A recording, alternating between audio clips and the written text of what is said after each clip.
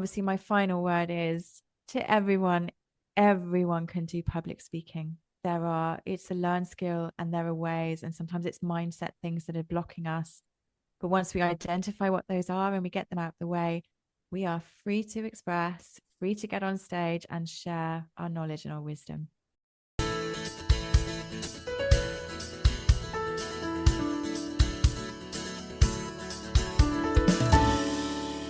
Hello and welcome to episode 251 of the Quiet and Strong podcast, especially for introverts. I'm your host, David Hall, and the creator of quietandstrong.com. This is a weekly podcast dedicated to understanding the strengths and needs of introverts, along with strategies for success. Introversion is not something to fix, but to be embraced. Normally, we'll air each episode on a Monday. Be sure to subscribe on your favorite platform, leave a review or a rating. That would mean a lot to me and also help others find the show. Tell a friend about the podcast and help get the word out there that introversion is a beautiful thing. Kate Gilbert is an award-winning speaking coach with over 8 years of experience. Trained as an actor, she spent years performing, writing, and hosting events before launching her business, coaching entrepreneurs, academics, business leaders, and CEOs of global companies to elevate their presentations, communication, and presence. Kate also delivers talks in communication and performance, hosts public events, and speaks regularly on podcasts.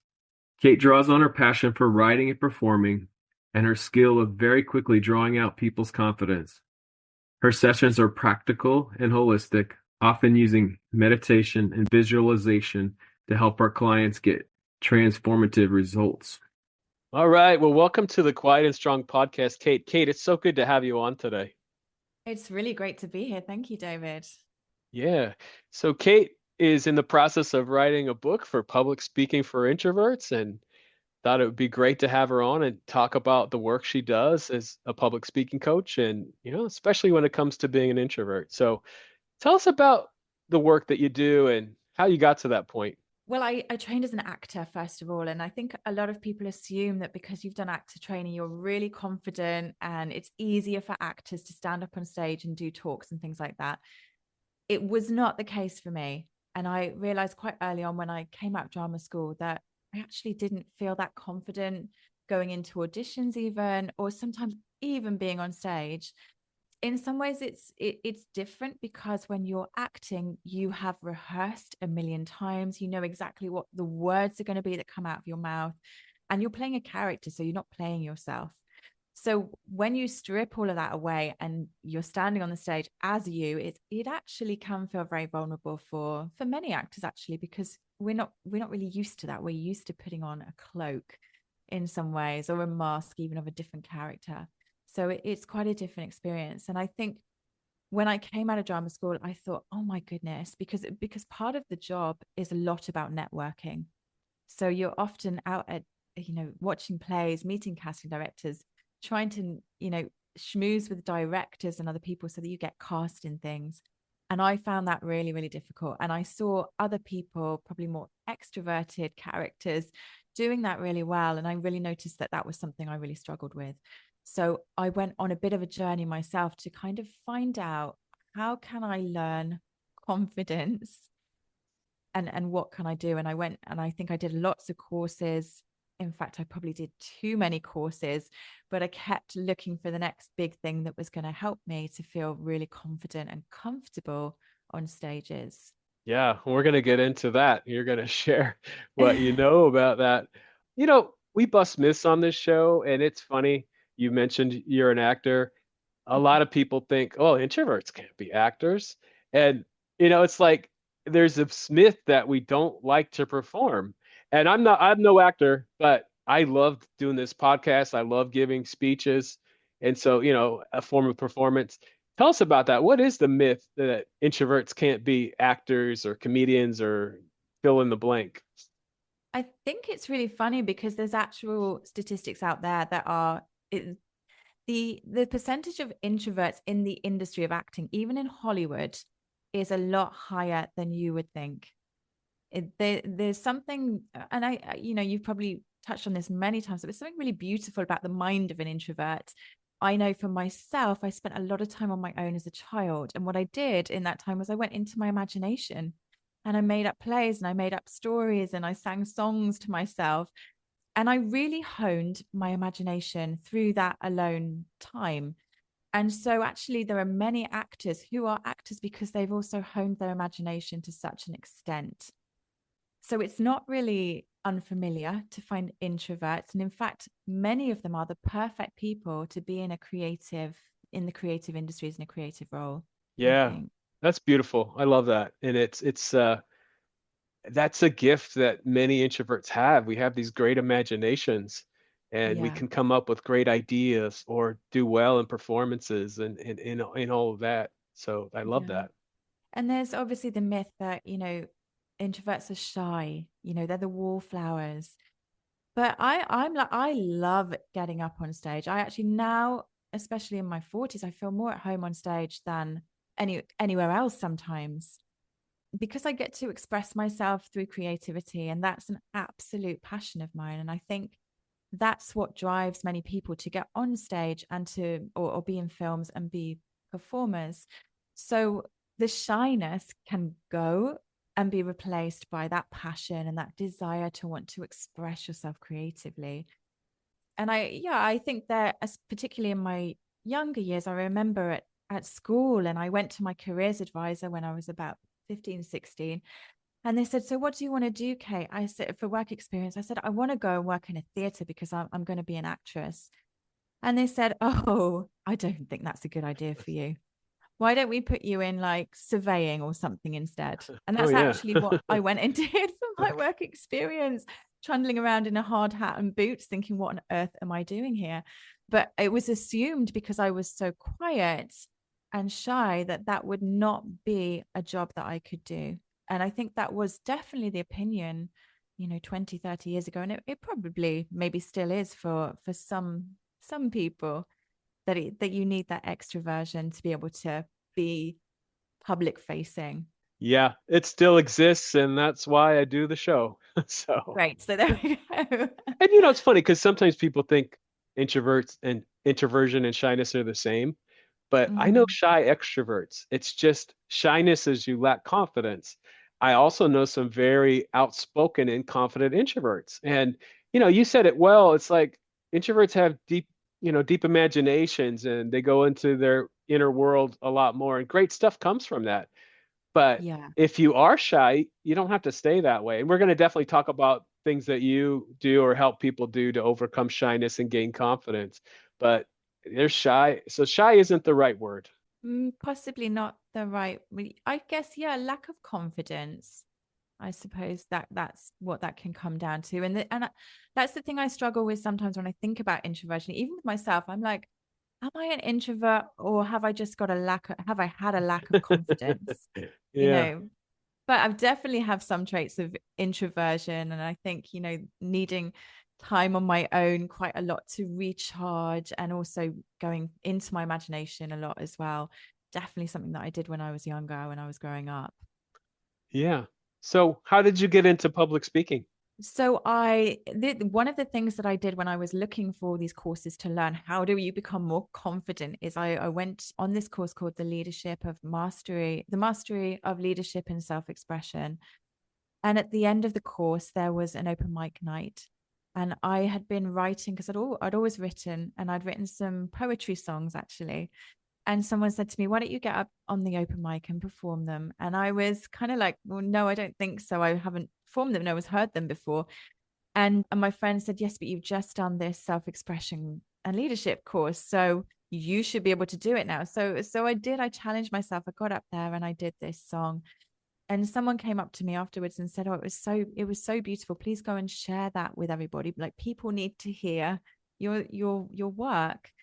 And that gave me a different sense of purpose than just thinking, "Oh my God, I'm up here having all these physical sensations and this discomfort of being up there." It became more about, I have something to give that people want to hear. And that became a stronger purpose, and a way that I got to stage. So throughout my 20s, I performed a lot in cabarets and small theaters and events, performing these poetry songs. And at one point, someone came over to me and said, "Kate, the compare's not here. They're late. I don't know if they're going to make it. Do you think you could step in?" And again, my shyness or my lack of confidence stepped in and was like thinking, no way, oh my God, how terrifying. But again, I was like, yeah, I will. Because I looked around and there were only, all the other performers were male. And I was like, I'm the only woman here. I need to stand up for women and be a voice for women as well. So I said yes, and I did it. And I actually did it really well. I surprised myself. People thought it was quite funny. And I came off going, oh, okay, that is something I can do. And so then I did more of that. I did a lot more hosting and presenting. And later in my life, when I was teaching in schools, teaching young people acting, I was asked if I would teach them public speaking, which was on the Lambda syllabus that I was teaching at the time. And I said yes. And I figured out how to teach it through working with those young people. It was a success, thankfully. And I worked in that school for 3 years and I taught hundreds of young people how to create speeches, how to speak confidently, and how to use their voices. And that's really how I got into public speaking. And when I left there, I thought, what am I going to do now? And I remember my brother saying to me, well, why don't you teach adults how to do public speaking? And I thought, because it's not the same as children, but actually wasn't there wasn't a huge amount of difference in terms of the things that I was teaching and the training that I had received myself through my own actor training to that was transferable and that I could use equally with adults as with young people. Yeah. And yeah. And I love that someone gave you encouragement. Hey, you have some great things to share. And I think for me, that's been important. And sometimes we have to tell ourselves that there's a reason why you're giving this presentation or speech because you have something important to share. So let's talk about that. How do people gain confidence when it's lacking? There's a few ways. I would say the biggest way for me I found was, and people are going to hate me for saying this, but it was actually just to get up there and do it. It really was feel the fear and do it anyway. And then when you come off stage, it's not about berating yourself and going, I didn't do this and I didn't do that. And that sounded awful. I, I think the way to build your confidence is to get off stage, even if it bombed, and go, oh my God, well done. Well done for getting yourself up there and doing something that was out of your comfort zone. And the next time, it's going to be a bit easier. And I think the mistake that some people make is that they have a bad experience and they go, okay, it's not for me. I'm not a good public speaker. Therefore, that's not something I do. And I will not do that again. But most great public speakers have started somewhere and they probably bombed at least once. And the difference between them and someone who didn't carry on is that they just got up and they tried it again. And so it really is a lot about actually taking the action, because you can read a book about it, and as we will talk about, I'm writing a book about it, but the theory is great and it's really, really helpful, but if you're not actually practicing, you won't get anywhere. It's really through action. Confidence is on the other side of action. It doesn't come before. And I think that's a real key to remember for people, and just to be really gentle with yourself as you guide yourself doing something that's actually very confronting for lots of people. And I'd like to, say that nobody is alone if they think they're someone that can't do public speaking or they get so nervous. Because I've had clients come to me who have been sick before they go onto stage, who have been in floods of tears, who have had uncontrollable shakes on stage, who have nearly lost their jobs because they weren't doing a good job at public speaking. And I have helped them through mindset work as well as technique to completely transform that to a point where they would go on stage and then call me the next day and go, oh my God, it was a completely different experience. I actually enjoyed it. People came up to me afterwards. They wanted to know more about what I was doing, and they had a successful and a positive experience with it. So I absolutely believe and know, I can say pretty much 100% that everybody can do it and everybody can get to a point where it's almost enjoyable, which may Yeah, surprise people. right. And I love how you start with appreciating yourself, start with the positive. And I also say, I think a gift that introverts all share is reflection. And we Yeah. can think about, okay, I did a great job there. If I did it again, what would I do differently? And along with that, something that I've used that you were talking about is I'm not perfect, but nobody else is either. Nobody listening to me is perfect. No, and we're so critical of ourselves. I had a client this week and he'd sent me some videos to watch of him speaking. And I was thinking, oh, he's not that bad. Actually, like, why is he coming? He's not that bad. And then when I spoke to him, he had a whole load of ideas about why it was terrible. And I kind of said, well, what did you think was good about it? And he picked up on like one thing. And it's just a real example of how in our minds, we are so much more critical of ourselves than we are actually perceived by other people. We are literally our own worst enemies for things like this. And I think it is worth asking people in the audience afterwards, you know, not just how did I do, but was I loud enough? You can ask some specific questions. So then you know what you have to work on. Did I look visibly nervous? Did my message come across clearly? Did you get lost at any points? Did I seem like I had passion when I was speaking?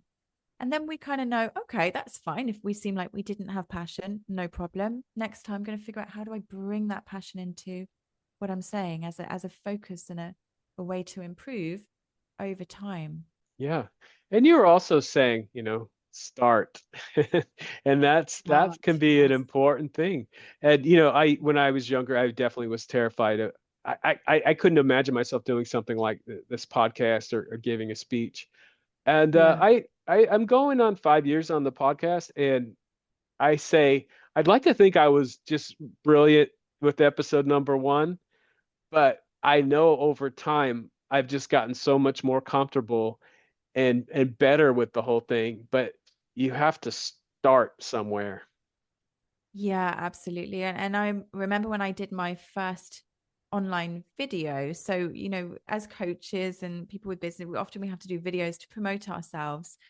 And it was in the lockdown and suddenly everything had gone online. And I was like, oh my goodness, I can't rely on being out there and being charming, being in the room with people. So how am I going to find my audience and connect with them? And I noticed a lot of other coaches and consultants were doing videos of themselves and putting them online. And I thought, okay, that's what I need to do. And it literally took me, I'm not joking, it took me 3 days from start to when I posted that video, because the first one I was like, oh God, I couldn't put that up.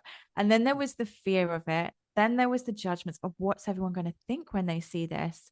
And then there was like, I'm a public speaking coach. I'm supposed to be brilliant at this, but it was the first time I'd done it. So I was like, can I put this video out there? Then I had to send it around to all my friends, and eventually I did. And now I can put the camera on. I hardly even need to rehearse myself anymore because I've got so much practice at doing it and so good at watching it back and being able to be self-critical in a way that helps me to improve for the next time in a positive way rather than kind of putting myself down. I'm like, okay, I could do this better next time. I could do that. I'll try it this way. And just building up gradually, but yeah, giving myself the space to do better and to be okay with not being amazing the first time. So you're saying that you believe pretty much everybody can get better and become good public speakers. Yeah, it is. And I know this through acting as well. You can train your voice. You can understand what's happening with your body language. You can change the way that you stand on stage. You can change the way that you enter the stage. You can change your energy when you come into the space. And when you learn those things, that you can have some control over all of that or take control over those elements, it changes the way that you come across to your audience. And of course, you can also look at things like using stories in your presentation. How do you start your presentation? Because all of these things as well, they are techniques and there's structures and there's frameworks that you can use that are, I would say, quite successful. And the difference is that when it lands better with the audience, the feedback you get, even just on looking at their face and feeling the energy in the room, is very different. And when you get that, you start to have that experience from your presentations, your mind starts going, oh, okay, I can do this. I actually can do this well. But it can all be, it's learned skills. It's not, I don't know if anyone's actually born an amazing public speaker. I think probably very few people are, but I do think there probably are some. And I remember years ago teaching debating in a primary school, and these girls, it was an all girls school, some of them were incredible speakers. And at the time, I just remember thinking, how on earth are they so good? They must have been born this way. So I think there probably are some, but I think generally for most of us, it's a learned skill, and it's a practice thing, and it's a doing thing. Yeah, for sure. And you mentioned storytelling. Let's dive into that a bit more. Why is storytelling important? How can we prepare our stories and plug in the right stories? Storytelling has been around forever. That's how we've always shared experiences and news and messages, and how we've learned. Often we learn through other people's experience. And we kind of look for that because it makes more sense to us to learn rather than be told, don't do that. If you told me a story about someone who had done that and what had happened to them, I would be much more likely not to do something than just being told, don't do that. So stories are more powerful in terms of humans actually taking action from our words than just giving us some data points or some facts or telling us what we should or shouldn't do. It's more effective when we can actually, when it's emotive and we can feel something. Stories are great because they also create pictures in our minds, and pictures are sticky for our memories as well. So I think stories are great. I think people are using them more and more in public speaking, and also they're just more entertaining. And if we can entertain our audience at any point, we're much more likely to maintain their attention and keep their interest in what it is that we're talking about. Do you have any advice for people gathering their stories? Ooh, you know, just trying to think, because someone did a story the other day that was, I cannot remember what it was now, but it was so unrelated to their work. It was a personal story. It was completely unrelated, but they had woven it in such a way that it made the point. It really made the point stand out of what they were saying. It made it really, really clear. I wish I could remember what it was. But your story, you see, we're constantly creating stories. I've created stories today, just by meeting someone, by having a meal that I really liked, by a conversation I may have had with someone on the street as I pass by. We have stories are being created constantly in our lives. Some of those stories are going to really stand up out and be memorable. Those stories are often really good stories to use in some way. Often with stories in our life, we can find a theme, and it could be a theme of resilience, or it could be a theme of shame, even. Any of these themes that often come up in when we're talking about our work, or we're doing a presentation. Sometimes we can find a really good story from our own lives that will be a good example of that. I know that Steve Jobs does a brilliant speech, which is kind of his origin story of how he got to where he was. And it is just 3 stories of his life sewn together, and you can see the seeds and how they're all woven and sewn together. And it's the most beautiful example of trust, I think. Just trusting yourself and going with what comes and making the most of every opportunity, even when you don't know why you're doing it. So, it's trying to find a theme and your message, and then thinking, what stories do I have that are examples of this? So everyone has stories in their lives, and sometimes it can be very simple, very short stories, and sometimes they can be more meaningful and more elaborate. But I think if you look at people, places, events, all of these things, if you just think funny stories as well, accidents sometimes can be great stories. Yeah, or all of if you think about it in those terms, you can probably think, oh, actually, yeah, if I think about a person in my life, I have got a good story about them. So it's trying to, find your stories, do a little bit of digging, do a little bit of creative exploration, and try and unearth some really good stories that would work alongside a theme or a point that you want to make. Yeah. And so storytelling is definitely a piece of connecting and engaging with your audience. Do you have other tips on connecting and engaging with your audience? Eye contact. That's a really big one.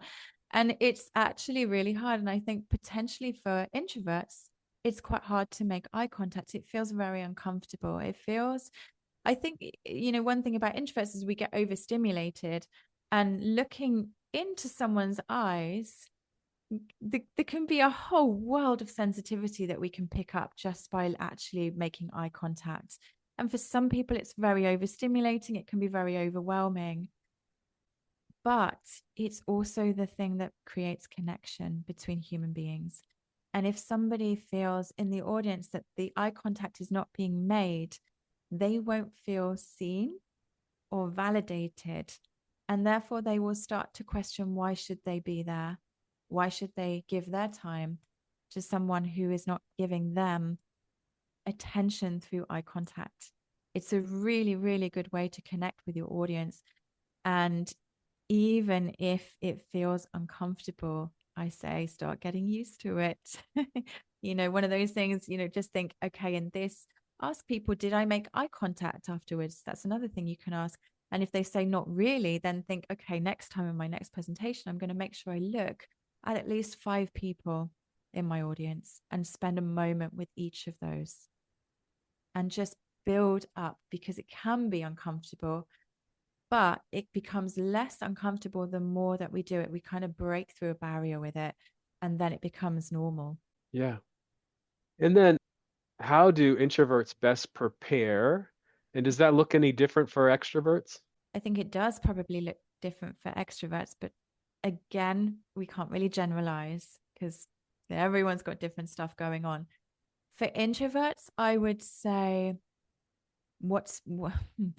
some people like to go and wing it when they get up there, and I say to most people, unless you're a real seasoned speaker, unless you just have that much trust and faith in yourself that you can show up on any stage and just start speaking and it land with your audience, please, please, please prepare. Because not only is it making it harder for you, it can actually waste the time and attention that your audience is giving you as well. If you go into a rambling story, or you get lost, or you don't quite hit your marks or get your message across clearly, then people are going to be going out wondering why they came. And that's the danger of trying to wing it. That's why preparation is so important. And for introverts, I I prepare all the time. I will also rehearse it. I recommend rehearsing it out loud. You can look into a mirror. Some people think look into a mirror. You can do that for your body language, just to see that you're not closing up your body language, that you're not tensing yourself. You can also record yourself. Sometimes it's good to record yourself and listen to it back as well, to see if your voice is alive, whether it's got intonation in it, where it goes up and down, and it has melody to it, or if it's kind of flatlining and quite monotone. That's a really useful exercise. So yeah, I do think introverts particularly, it's really, really helpful for us to plan it, not over plan, because that can exhaust us as well. And often we have jobs alongside having to give a presentation, and we can't give weeks and months to it. So don't over prepare and hurt yourself and take too much time doing it. I think the main thing is to make sure you're clear on who your audience is, what they need, what your key message to them is, and then put it into some kind of structure with a beginning, a middle, and an end. And then rehearse out loud. And if you can, find a kind friend or partner or someone who's going to watch and listen to it for you. Yeah, definitely. Like you said, there's so many different personality factors. I focus on introversion, extroversion because there's so much misunderstanding. But when it comes to preparation, find what works for you and do that. You Yeah. might have a friend and they might prepare completely differently. Find what works for you and do that preparation. Yeah, absolutely. And in the constraints of how much time you have, how much energy you have as well. I recently did a talk. It was in the style of a TED talk, actually. It was a 9-minute talk. And it got to, I finished writing it about 3 days before the actual event, which I wouldn't recommend. So if you've got a big talk like that, and it was quite an important talk, I would probably take 3 months. I would recommend to other people to take 3 months. I did it in 3 weeks, but then I've done this a lot and I know what I'm doing, but that's not something I would recommend. So I gave myself 3 days to learn it. It was 3 pages of dialogue, 9 minutes. And after rehearsing it through about 2 or 3 times, I was mentally exhausted. And I thought to myself, I could spend my whole day, the day before, I could spend my whole day just going over this, rehearsing it again and again and again. And I thought, actually, what I know I need is energy for tomorrow. So I'm going to rehearse it twice. Then I'm going to look through it, take it a little bit section by section. And then I'm going to go and rest. I'm going to go and get a coffee, or I'm going to go for a run and do something that will energize me so that when I wake up, I feel good. Not having spent a whole day exhausting my brain going over and over these 3 pages of words and dialogue, so that I wasn't tired the next day. So particularly as introverts, I think it's about managing your energy. And the other point that I would make on that is that if you have a presentation or something important coming up that you need energy for, really plan your days before. Make sure you haven't crammed them full. Make sure you haven't done loads of socializing, because you need your tank to be full, not on empty. And I often find as well, if I've done a lot of networking, a lot of socializing, if I've hosted a lot of events and I haven't given myself space where I've got an evening off to have a bath, to spend some time on my own processing everything that's happened, I will really struggle to go and do something the day after if I've got to, because it takes a lot of energy to be on a stage. I don't know if anyone who's listening has ever done teaching, but when you teach, and teachers will say this, when they get home, they are so exhausted, because being in front of a lot of people, you are giving your energy, and they are like energy vampires. They are taking it.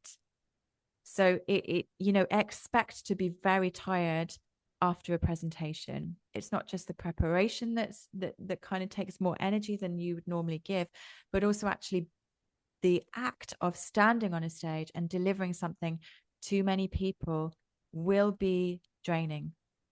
For extroverts, it could be completely different. For them, maybe they're on an absolute high afterwards for weeks afterwards. I always find after I've done a show or I've hosted a big event, I hosted a big event to 800 people back in July. And the next day, I wouldn't get out of bed. I was zapped, completely zapped. But that's me. I know I need to clear my diary sometimes the next day if it's a really big event. Yeah, that's so key. And I think those are some of the key things for me is learning how to prepare, telling yourself you got this and there's a reason why you're doing it. But then managing your energy is so important. You brought up teachers. I've had some great teachers on this show that are Yeah. introverts, and Yeah. they love what they're doing. They love the teaching part, but they need a break and they need to plan. Like one teacher would come in early before everybody else to set aside time, or maybe a different teacher would stay later with some quiet, or look at their prep periods. So there's so many things. And I yeah, go I ahead. think you're absolutely with preparation. I'm just thinking for myself now as well. When I used to teach, and I used to teach acting and public speaking, and I would do the same. I'd get in early or I'd stay a bit later, so that I knew it actually gave me confidence to know I've got a framework. I know what I'm going to be doing in the morning. I've also been in the situations where I've turned up somewhere and they go, "You're doing this now," in you go, you're in that room, and I'm like, "Okay, cool, I've got it. I've got the confidence. I'm going to use my creativity and my energy, my spontaneity, and it's going to be a good challenge for me." I kind of do like that as well. But if it's something that's important, and often as soon as I get, if someone asks me to do a workshop for them, for example, the moment I come off the call, I will probably that day, I will start putting an outline of some ideas down. And then I might not do it because I quite like to do things with a bit of pressure. So I'll leave it for a few weeks and then I'll probably start working on it the week before or something. But I can relax because I know I've got a framework. I know I've already got that in place. So I don't know if that's all introverts, but I think actually having that planning, knowing that you've got something in place gives us that extra boost of confidence. Yeah, I do something similar. So I prepare the outline and think about Mhm. what I want to say, as soon as I can. But Yeah. then in the days leading up to the presentation, I get new ideas and try and Yeah. capture those as I get them. Like, oh, you should tell this story or you should say this. And so, again, letting our introvert brains do their work. That's it. And they are wonderfully creative. And I've certainly done talks before where I've thought of something on the way there and I've used it, and I've really enjoyed that because it's been spontaneous. And when you can be spontaneous on stage, it's so refreshing. It's refreshing for the audience as well. But it does take that level of knowing that you're safe to be up there. And that comes through experience, I think. Yeah. Kate, this has been a brilliant conversation. Is there anything else you want to share today?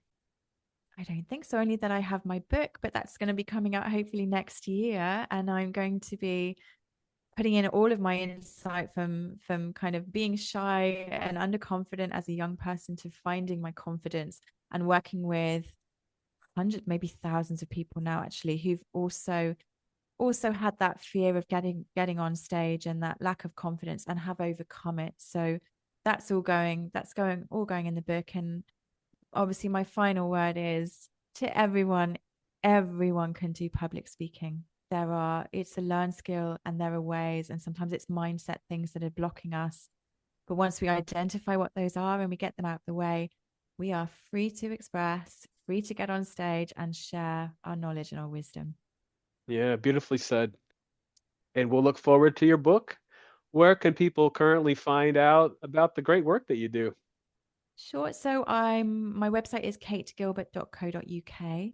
I'm also on LinkedIn. You can find me on there, Kate Gilbert, public speaking coach and speaker. I'm on Instagram as well, kategilbert.talks. So yeah, any of those ways, follow me. I'm often doing workshops, online things as well. So yeah. And I do one-to-ones and workshops and speaking events. All right. Well, thanks again. Yeah, it's been a pleasure. Thank you for having me, David. Thank you so much for joining me. I appreciate you. I hope you take the time to explore other episodes and learn from other amazing guests. Remember, if you're interested in getting to know yourself better, there is now a free Type Finder personality assessment on the Quiet and Strong website. This free assessment will give you a brief report, including the four-letter Myers-Briggs code. I'll add a link in the show notes. And I'd love to connect with you. Reach out at david@quietandstrong.com or check out the quietandstrong.com website, which includes blog posts and links to social media for Quiet and Strong and much more. Send me topics or guests you would like to see on the show. So many great things about being an introvert, and so we need those to be understood. Get to know your introverted strengths and needs and be strong.